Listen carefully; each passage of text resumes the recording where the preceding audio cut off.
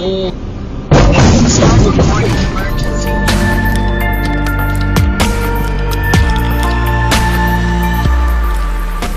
kemalangan membabitkan 7 buah kereta dan sebuah lori di arah Damansara, Selangor tular di media sosial sejak pagi Jumaat 7 November 2025.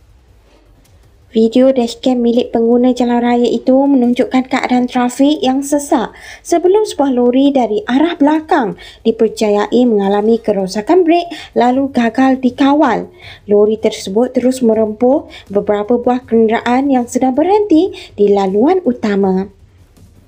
Impak kuat rempuhan menyebabkan beberapa kenderaan rosak teruk dan terhimpit antara satu sama lain. Kejadian ini menimbulkan pelbagai reaksi di kalangan warga maya. Rata-rata netizen mengecam pemandu lori serta pemilik syarikat pengangkutan kerana didakwa mengabaikan penyelenggaraan kenderaan berat. Mereka turut mendesak hukuman lebih tegas dan penguatkuasaan ketat dikenakan bagi mengelakkan tragedi seperti ini daripada berulang. Setakat ini, belum ada pengesahan rasmi mengenai jumlah kecederaan sebenar dan siasatan lanjut dijangka dijalankan oleh pihak berkuasa.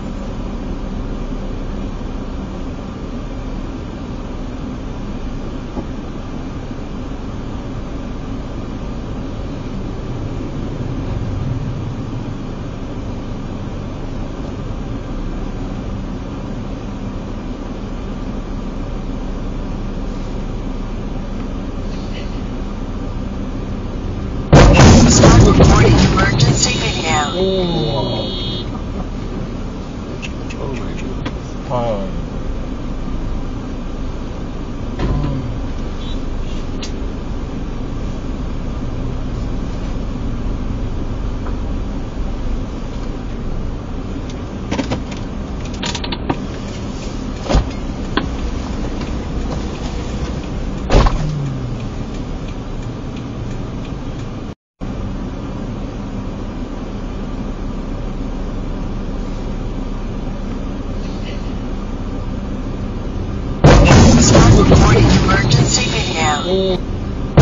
Start recording emergency video.